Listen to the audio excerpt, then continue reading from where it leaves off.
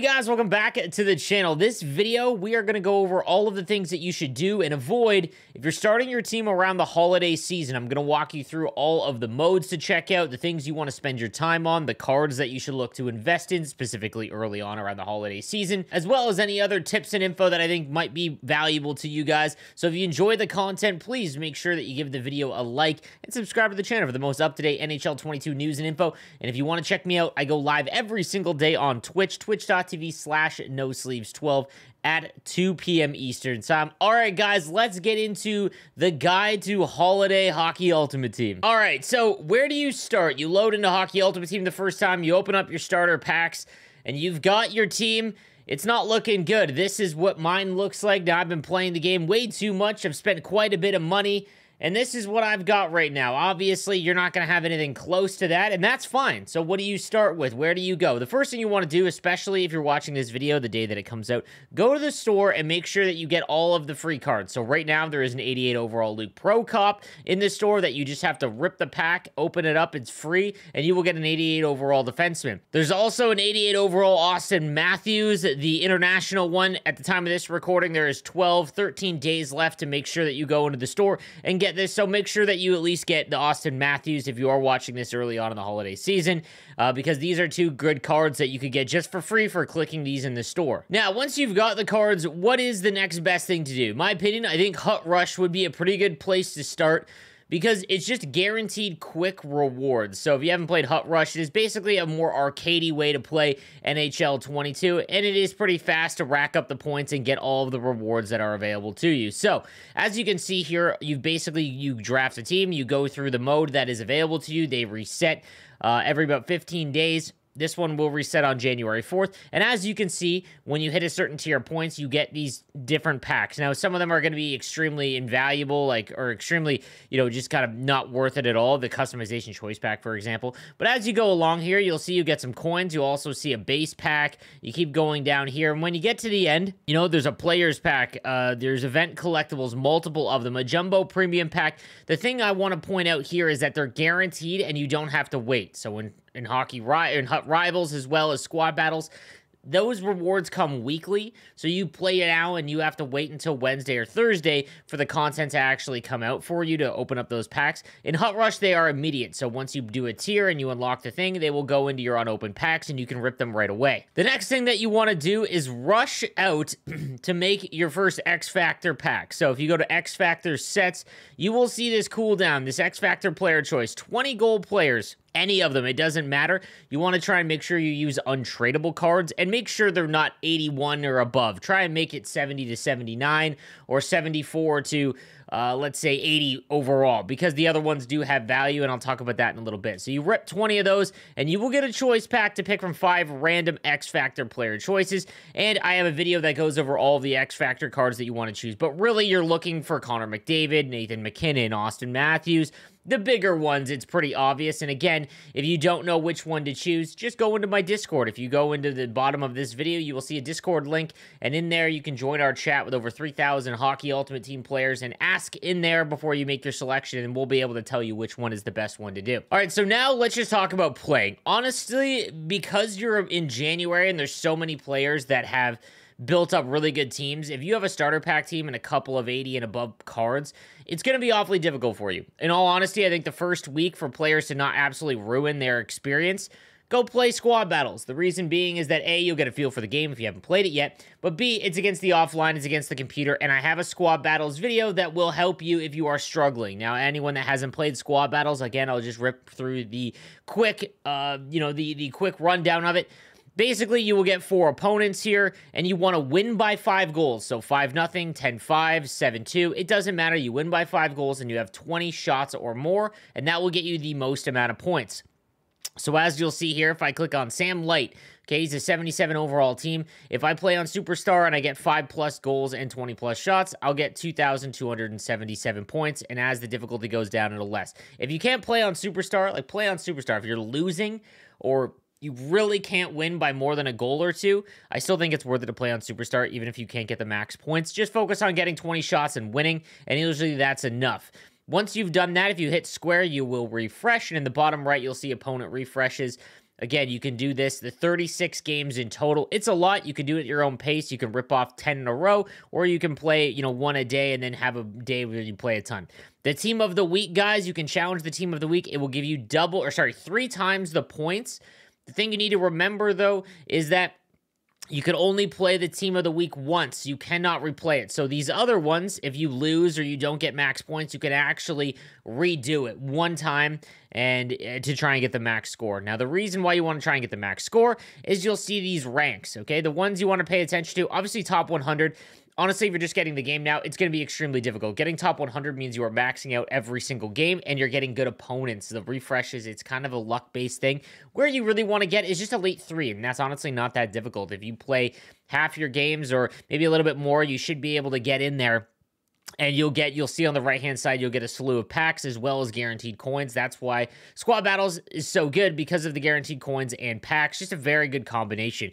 I wouldn't try and get, if you really want to try and get into Elite 1, fine. Elite 2 is honestly, in my opinion, the best in terms of the rewards and the amount of time that you need to put into the game. Now, the rewards for Squad Battles, they will come out on Thursdays at 5 p.m. Eastern Time. So make sure that you understand that. And then it resets, and you'll have to play your rest of your games, and you'll see the timer down there. Now, what are some of the cards that you want to watch out for early on? I have a video that goes over all of the lower overall ones, in all honesty, but I'm actually kind of avoiding 84 and 85 overall players, and the reason being is that because of the sets that are required now to, make some of the master items or whatever the new event is, they're holding up the floor of these cards. So the 85 overalls right now, you can get them for around 10,000 coins.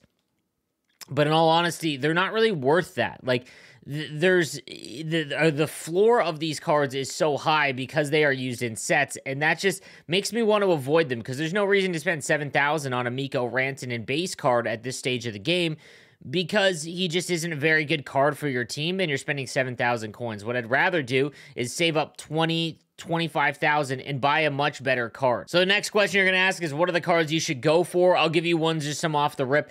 This 88 Akil Thomas I've been recommending all year round. I think he's a really good card. 88 overall. You can get him between 30 and 35,000 coins with Thief activated. He's got 90 speed. He's got decent height, a good shot, and he's a good centerman. That's a good place to start, for example. This Roman Cervenka, same situation. He's about 30,000 coins. Very good starter centerman for you. Again, if you like lefty or righty, that would be determined. But again, these are the ones that you want to watch out for, because I think they are going for a low enough cost, because they're not required for a set yet. And again, they have decent overalls that you will be able to compete with. Another decent option is the Switzerland Sven Andrighetto with Distributor, as well as Wingman. Gets his speed and acceleration up to 92 overall, a shot above 90, hand stats all above 90. These are the cards you want to watch out for. And again, just subscribe to my channel, because I have videos going over all of the new content and which cards that you guys should go after. But I'm not really wasting my coins right now on lower overalls. I know it's going to be harder to build up your team, but you will see that wasting, 5,000 on 4 different players that just aren't very good right now, because you're having to pay so much, just because they're involved in sets, just not really going to work out. I'd rather save up 20,000 and get a much better card. Let's talk about sets in general. I have a complete guide, a starter guide to Hockey Ultimate Team that still pertains right now. So if you haven't watched that, go back. It's about 40 minutes long, and I literally cover everything if you are a starter player to Hockey Ultimate Team in general. But if you've been playing the last few years, you kind of have the gist of it. The one thing I want you guys to pay attention to is the seasonal rewards, and you will get a ton of other options here that you just might have a question as to what you should go for. So one that kind of stands out is the power-up icon pack. These are the big old-school icons. So a shot at Teemu Selanne, Mario Lemieux, Gretzky, those guys. There's 65 of them. So you only get a choice of 5. I really don't recommend doing this, because 80 collectibles is a lot. You get 1 a day for logging in, and if you complete all the daily objectives, you get another one. So it takes a long time to get these. And again, this will run the entire winter season. So you've got 83 more days at the time of this video.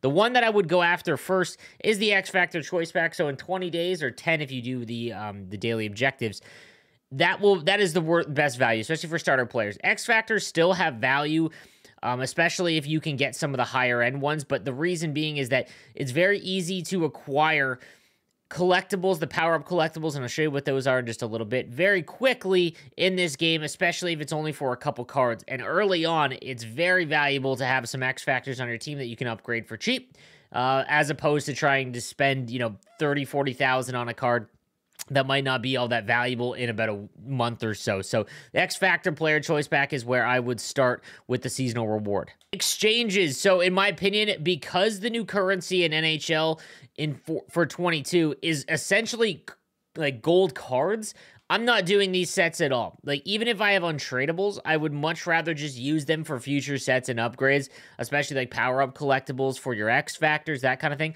However, silvers I would do. The reason being is that they're just not really used for anything. Every once in a while, they come up with a set where you can trade in a bunch of silvers for a gold or, you know, at a cheaper price, but it's really not worth it. If you want to do that to get 2 guaranteed golds, that is what I would recommend. In terms of the customization options as well, I wouldn't do any of these. I would literally just go and sell all of them on the auction house for whatever you can get for them. I think it's more important there. I really don't use any celebrations. You can if you want. Same with goalie masks. And then jerseys. The only one that you might want to consider is with untradeable jerseys, do this goalie exchange because you do get a premium pack. And that's kind of worth it because it is tradable. All the other ones I just sell, in all honesty. You want to make sure, guys, that you are only using untradeable cards for these sets. All the tradable ones I'd be selling for coins. Team builders is another thing I want to touch on. So team builders will give you right now some of the best cards in the game. You basically have to collect a lot of each team, an abundance of cards. It'll be, you know, it could be any 80 overall plus card for the Anaheim Ducks and then a bunch of 70 and above cards. And you'll get a shot once you trade in all of the teams for that conference. You can get a shot at Henrik Zetterberg. It's a very long list, and I have a team builder video that will walk you through it. I would not worry about these at all. They are going to be so difficult for you to get at this point because all of the prices are expensive, and there is just so many to collect that if you are starting the game right now, by the time you're going to be able to afford them, they're probably going to be kind of obsolete, or there's going to be a lot of other better cards out there. So I would just avoid team builders if you are starting the game right now. So once you've built up your team a little bit, Hut Rivals is where you want to go. That's where you're playing against another player. And once you play your placement games, you will be placed in a division, and that's going to be, it is going to hard match you against players in that division. So it is very difficult. The mode is designed to make you go 500. You're going to win 5, lose 5 once you hit your plateau, and without changing up the way that you play or watching tip videos or other players. I mean, I have a whole slew of tip videos that you guys can go through that will help you out. You're really just going to keep getting stuck here. So now I'm in Division 2 right now. I'm at 2,000 skill rating. Some of the best rewards in the game are from rivals. So essentially, if you get into the diamond tier, right now I would have to get 23,000 rivals points. You'll see here the rewards. So I can choose ultimate packs, a jumbo premium pack, and 600 Hut Champs points. Or you can do the untradeable version and get double. Always do the untradeable version, guys, because like I mentioned, gold cards are the currency in this game. Gold collectibles aren't a thing. You want to trade in.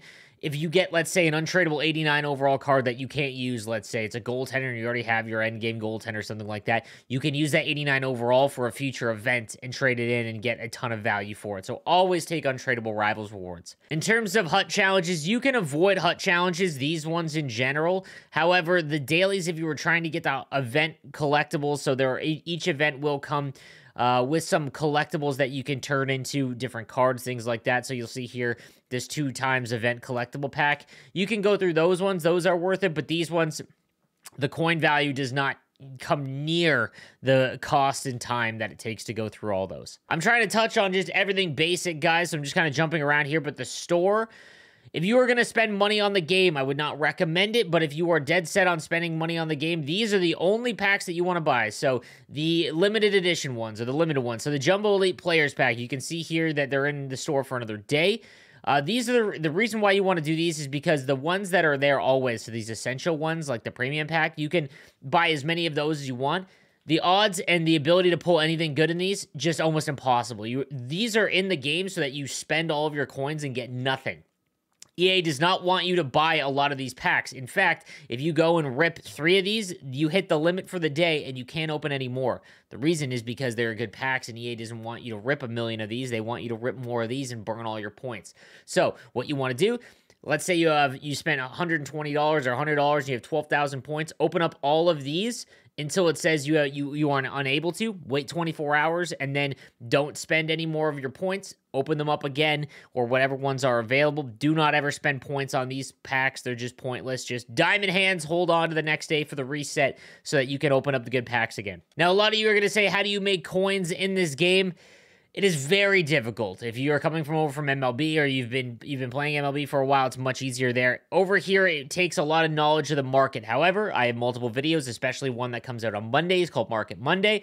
That will give you all of the things that you want to focus on in terms of making money right now. And honestly, if you were just starting the game right now, I wouldn't worry about making coins via the auction house. I would just be playing the game as much as possible to try and get squad battle rewards as well as Hut Rivals rewards. Hut Rivals rewards, guys, those come out Wednesdays at 5 p.m. Now, if you are a good enough player and you qualify for Hut Champs is phenomenal because if you can get to, let's say, 5 to 11 wins, you will actually get Hut Champions collectibles, and you can do a lot of things with these, but the one thing that you do want to spend them on is in sets right here. You go over and you will see the Hut Champions collectible sets right here. 1 for 1, you will get a power-up collectible. You can use these on power-up icons or X Factors. So if you can get 11 wins, that's 5 Hut Champs collectibles.